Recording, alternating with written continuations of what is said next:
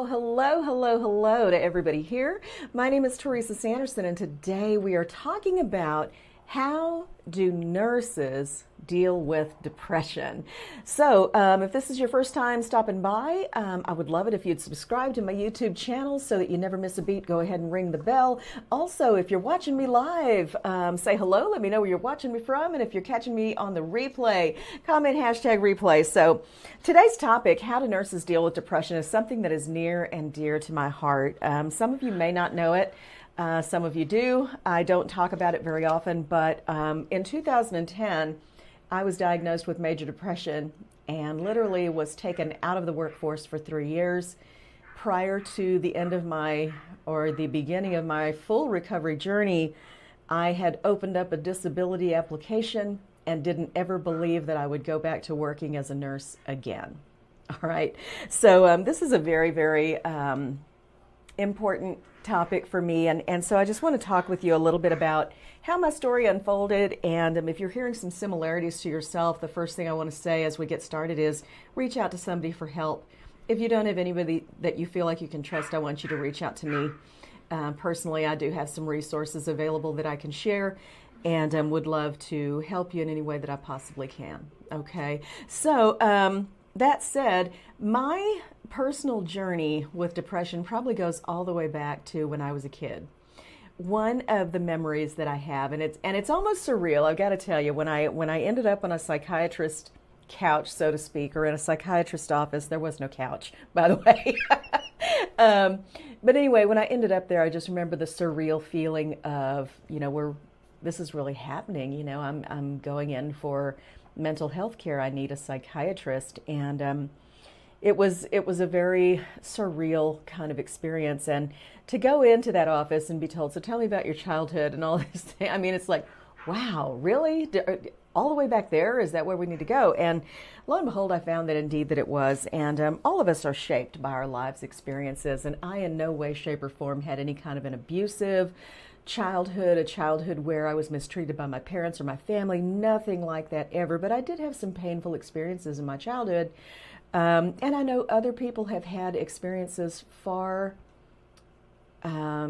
more difficult to deal with than my own. Okay, so I share this knowing that if you are experiencing major depression, anxiety from reasons that are much more challenging than what I'm going to describe here today, do not think in any way, shape, or form that I discount what you are going through, and that,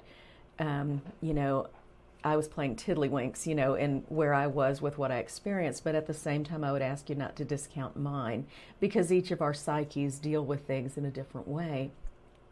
One of my most profound memories, though, of growing up as a child was my 4th grade birthday party. And that was back in the day. I mean, we invited the entire class. So I gave 30, 35. I mean, that was like my classroom size at the time, 35 invitations to all of my friends. And one girl came.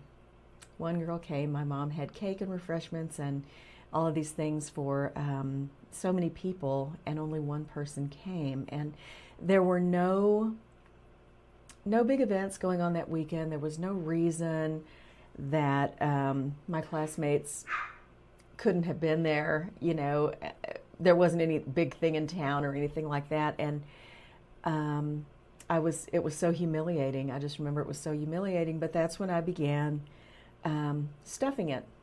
I began stuffing my emotions, and I probably had been doing it before then as well, but this is the most significant experience that I can remember, when I just stuffed those emotions and I put on what I came to call my poker face, that never let them see you sweat kind of persona, that my face would never give me away, the turmoil that's going on inside, the anguish, the hurt, the pain, the humiliation that I was suffering.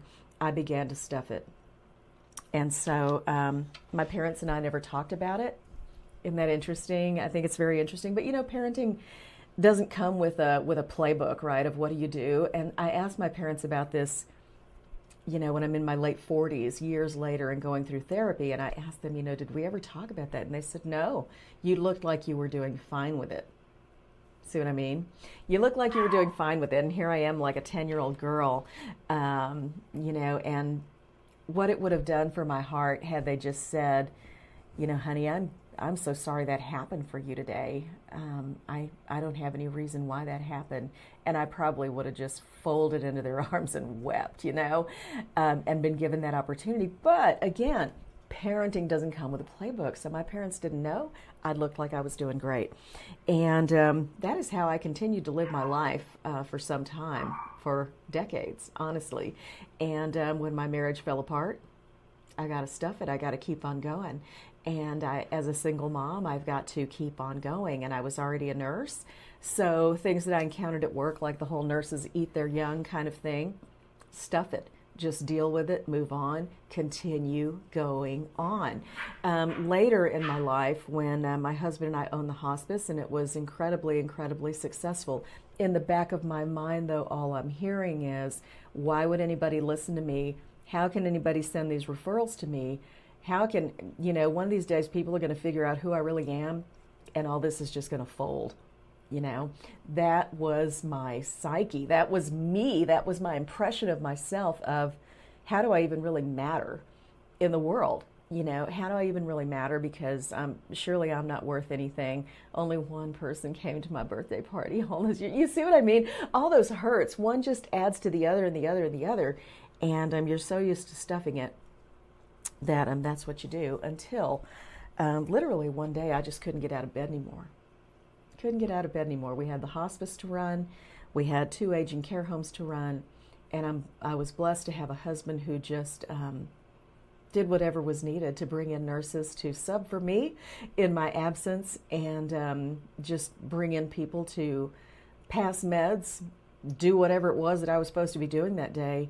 And he would come in and check on me and ask me what I needed, and just blessed to have him. I got a referral to a mental health care provider in Kansas City because I wanted total anonymity. So we drove 90 minutes each way 3 times a week for me to see a therapist and a psychiatrist, because in my mind at the time I was thinking, if anybody finds out that this is going on with me, I will never have any credibility in healthcare again. I will never have it again. So all of these things were working on me. And if you're seeing yourself in any part of my story, feel free to give me a heart, share some love here, because it's really hard to talk about, but at the same time, I want to give you hope. And I don't want to go into too much more because we've been talking about it for about 7 minutes now, and so I want to move on. I want to tell you now that recovery is possible, full recovery is possible. I never applied for disability. I was able to, scratch and claw myself through recovery. And blessed to be a nurse and know that my compliance was going to be very, very important in my full recovery, all right, and my return to some kind of a regular and reasonable life. Okay, so that's my message for you today. I want you to know that as nurses, number one, we typically we just kind of stuff it, right? We deal with anxiety, we deal with stress, we continue just to feel it, and you know what? Until we just can't anymore. And this is why nurses end up in burnout. This is why we end up, struggling with our roles, because we've just done too much for too many for too long.